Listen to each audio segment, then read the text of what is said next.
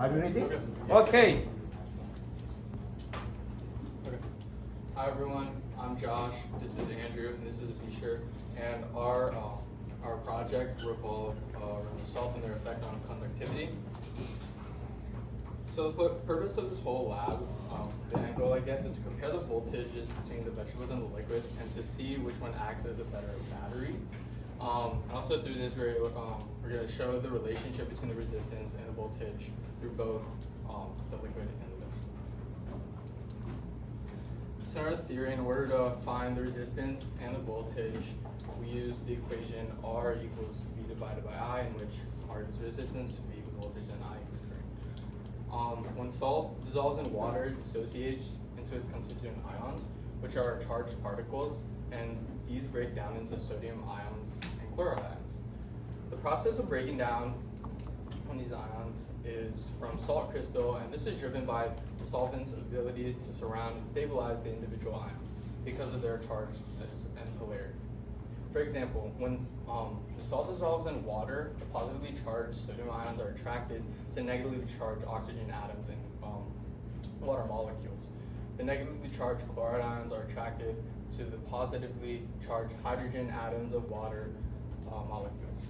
And the more that the ions are dissociated, the higher the ionic conductivity to the solution.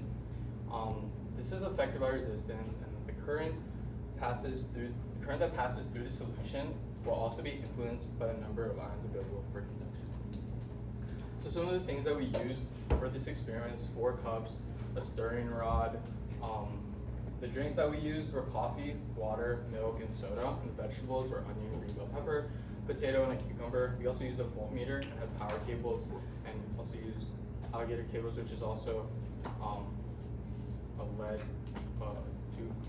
And we also involved copper and zinc to get the voltages. So the method that we used. Should I stop?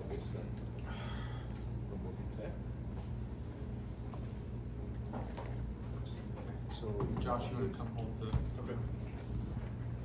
Oh. And you can just look here at what's showing over there. Are you ready, guys? Yes. Okay, so I start the timer again. Okay, so.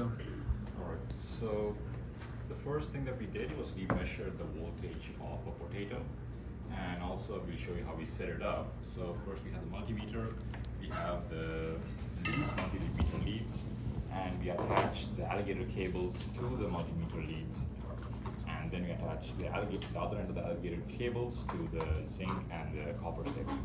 So the copper stick is supposed to be on the positive cable, and the zinc stick is supposed to be on the negative cable. So all we do is now we push it in, and we then try to measure the voltage that it gives out. And yeah, you can see it takes a while to calibrate, but I'm guessing it's going to be around 0.84 something, around, yeah, 0.835.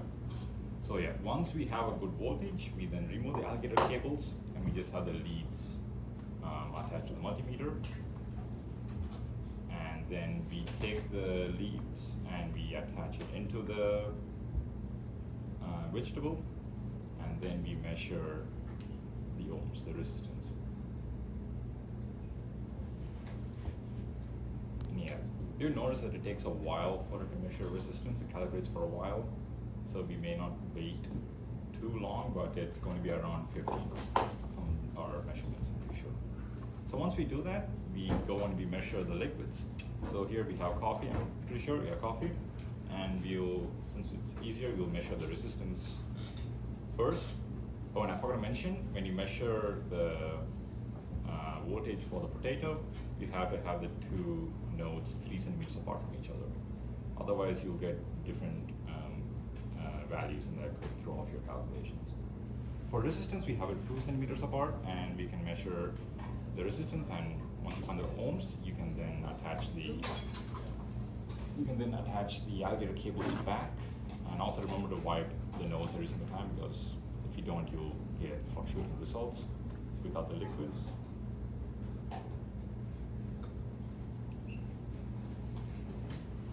And once the alligator clips attached, you can then put them at 3 centimeters apart into the drink, and you get a voltage reading as well. So once you have the base results down,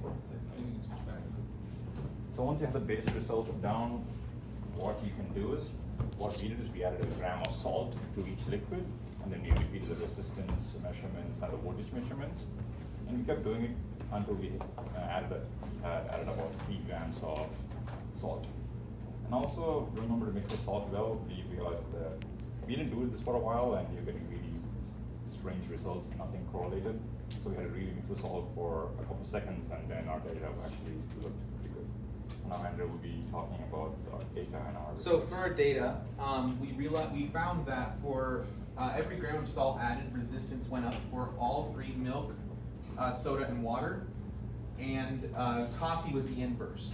And so we were curious as to why that was happening.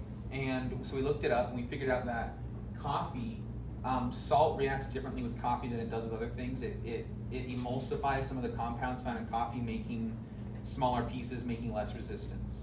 Everywhere else, the salt will break into ions, and it will fall apart, creating more particles, creating higher resistance. So that's why our trend is like that on coffee. And so we can see, obviously better voltage means better battery. And so from the beginning, we can see that the coffee is the inverse again of all the others. The more salt we add, the better it becomes until we get past a certain point, then it drops back down. The voltage gets worse on every single one that's happened. And coffee is the inverse, it goes up and comes back down a little bit. The vegetables are a better battery until we get about 1 to 2 grams of salt added, and then it drops back down into liquids. Soda was the only liquid that was ever just better than our vegetables.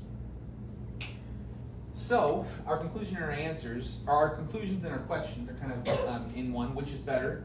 Well, without any salt in it, the best thing that we had was soda. The next best thing we had was a potato for voltage.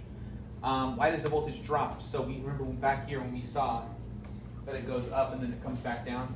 So we can find if we do a lot more, we can figure out a specific point where it starts to go back down, and that's called the supersaturation point, where salt isn't breaking down into ions anymore, it's just staying as a crystal, which becomes thick and kind of hurts the conductivity of the solution that it's in.